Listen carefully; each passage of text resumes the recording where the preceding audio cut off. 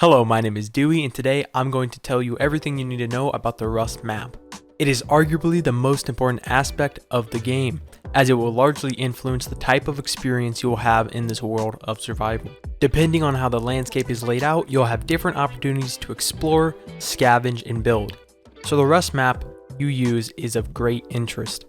Whichever Rust world you choose to play in though, the basics are the same. Press G to open your map once you're in the game, and you can see different biomes, roads, rivers, lakes, and monuments.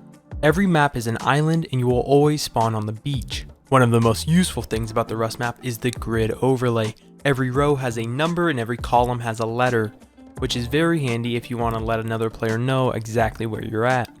You can activate or deactivate the grid overlay by clicking on Grid in the upper left corner of the map.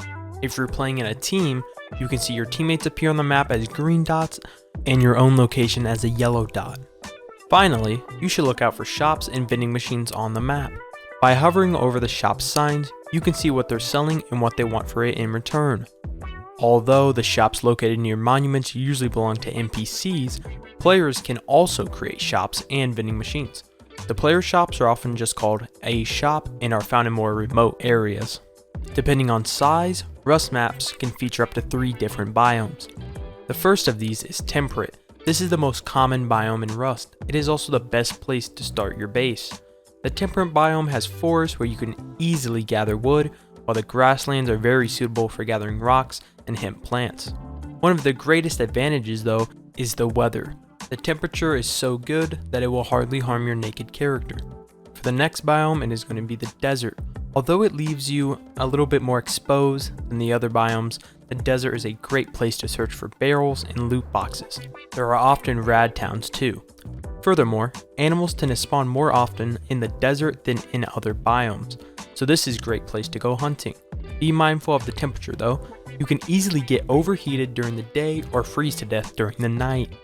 And for the third and last biome, it is the Snow biome.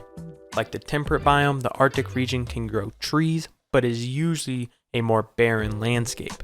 But this is the best place to look for metal and sulfur.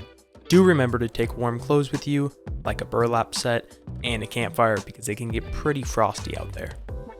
Now onto the basics of monuments. These abandoned post-apocalyptic sites are some of the most important places you will encounter while roaming through the world of Rust. These so-called monuments are all that remains of the old civilization.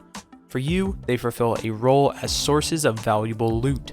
Certain types of monuments are also referred to as rad towns, landmarks, or caves. The monuments are easily recognizable on your map. Their terrain is brown and you will see the name in black letters written over it.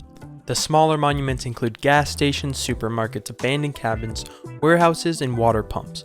Naturally, looting them is not as rewarding as looting a big monument, but it's safer and faster.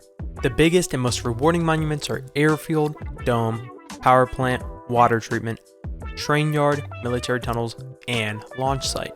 If you see any of these monuments on your map, you should definitely pay a visit as they're full of loot crates. Unfortunately, many of these big monuments are also rad towns, meaning that they are full of radiation. You can't see whether a terrain is radiated or not just by looking on your map, but you will notice a crackling noise and a change in your vision if you get close. If that happens, back off until you can deal with it and survive. And with that, you are ready to explore every post-apocalyptic Rust island you can find. If you enjoyed today's video, please consider liking and subscribing. Dewey out.